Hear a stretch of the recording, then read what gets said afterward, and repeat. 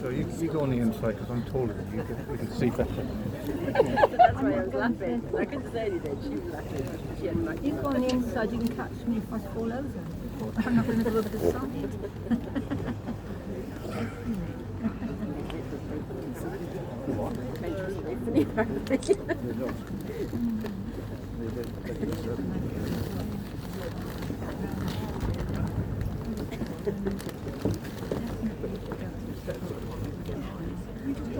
Away from where it actually goes right into the Greenway.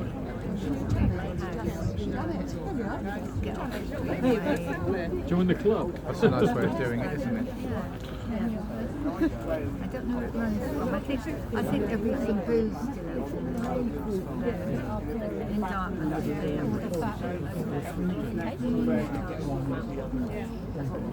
Like there was a Jane and a Joan. As well. Oh, yeah.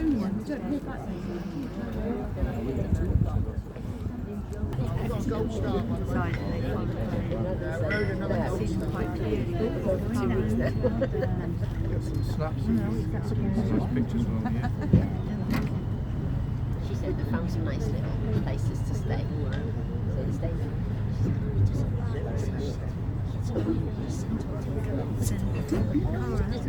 He knows more than that.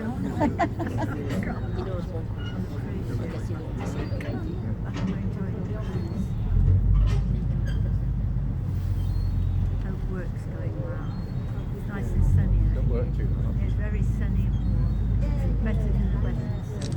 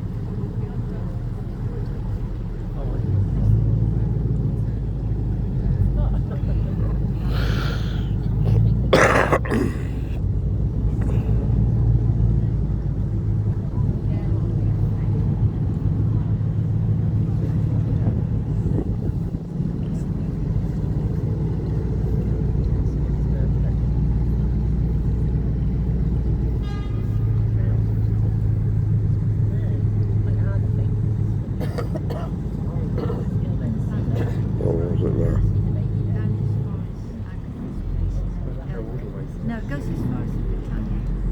I think it turns around and goes up the other bit of the coast.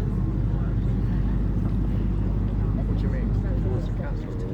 Yeah, more up that They direction. don't go out to sea anything, do they? I don't think so. I think there is one though that goes round. I think there is one. Don't walk towards south, but it doesn't go towards Britain, I don't think. No. Might be wrong about that, I've just not noticed.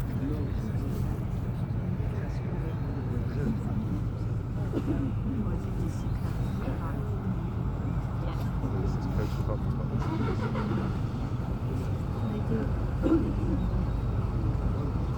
Some of the hotels.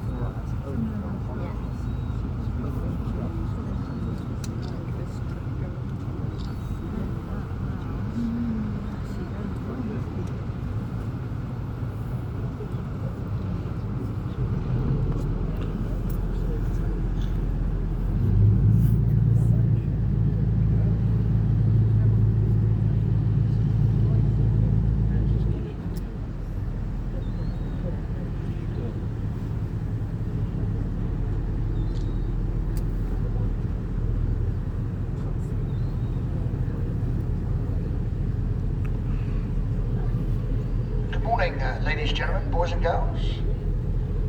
Morning. Thank you. That's better. I'd like to have some of you awake before we start. Welcome on board the Cardiff Castle for your trip downriver towards Dartmouth. And over the next couple of days, I'll be pointing out some places of interest for you. Now, before we go any further away from Steamer King, I do have to make you all aware of the life-saving apparatus on the boat. It is compulsory. Up on the top deck, you've got 5 white inflatable life rafts, 4 behind the rails, 1 in the launcher.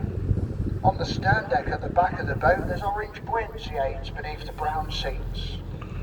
On the top deck, there's orange life rings attached to the rails, and there are life jackets in clearly marked lockers and boxes all around the boat. In the extreme, unlikely event of an emergency, please do remain calm and follow the instructions of the crew.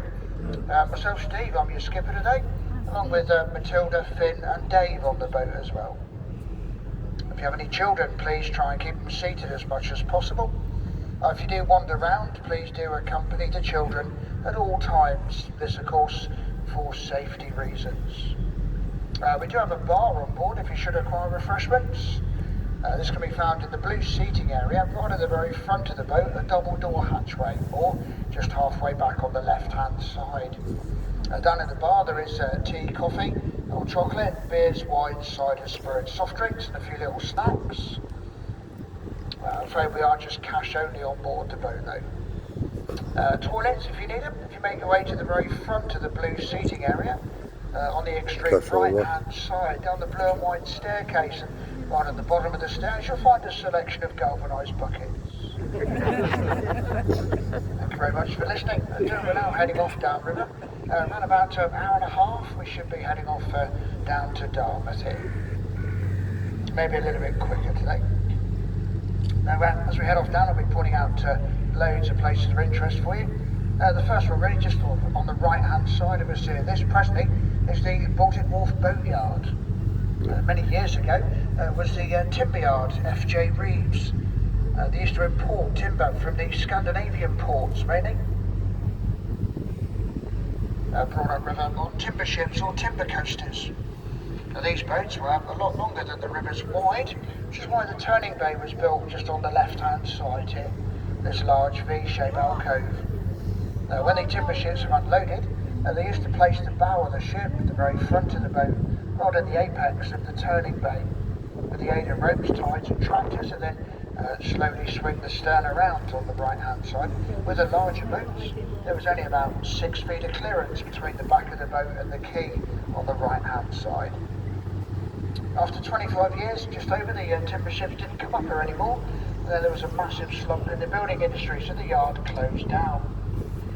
After being empty for a number of years, reopened as the boatyard, providing winter and summer storage for a lot of yachts and motor cruisers. Winter months it is jam-packed solid here.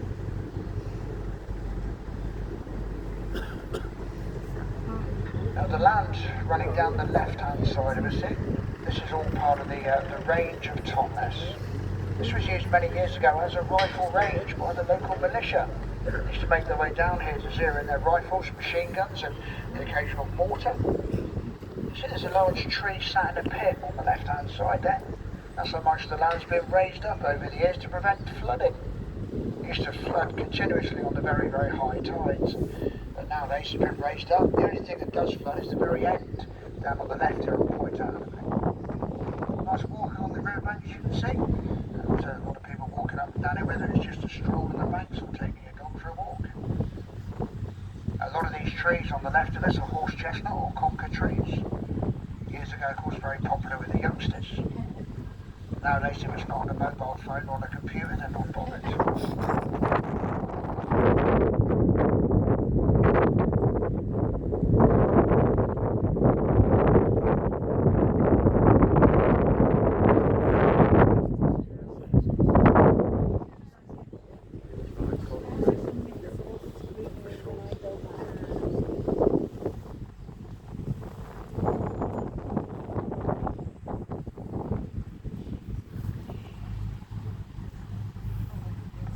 Just down ahead of us here, it's all overgrown as you can see on the left hand side here. This is actually a little nature reserve for the local area. It's all very carefully managed, I believe, by the council. There's quite a few pathways leading down through, and quite a few plaques here describing what you'll find here. This area is quite often used during the spring and summer terms by local school children. They come down here on geography field trips. They have to dissect the land, as it's known. They get given approximately a metre square. They have to write down and draw what they find in their section. Off back to school, it all gets documented. Also, on the warm summer evenings, you'll find the sixth formers from the same school, and they're in the long grass getting close to nature too. I've seen that many a time. Lovely. Why not? Now, just ahead of us on the left here at the end, you've got a couple of little benches. This is the only bit really where the tide sometimes laps over the top. When you get a really, really high spring tide. Now, the rest of it now just stay out of the water. Now, as we head off downstream here this morning at the moment, the upper reaches here, you'll find the points of interest are actually spaced out quite a way. It does quite often pay to scan the riverbanks for all the different types of wildlife. On the way upstream, we had sighted a couple of seals, we had egrets, herons, cormorants. You never know what we're going to spot on the way down. If anyone's got any questions, please feel free to ask any member of the crew. With 4 of us on the boat, one of us may know the answer. Although if we're not sure, just give us a couple of minutes and I'm sure we can make something up.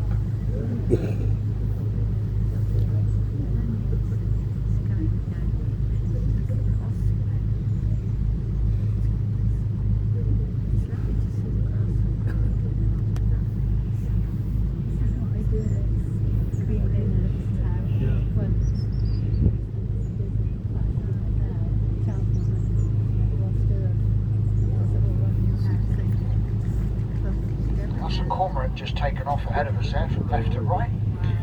They're diving birds. We'll see quite a few of them as we head off downstream here today. Not the most graceful birds in flight, they're more adapted to swimming.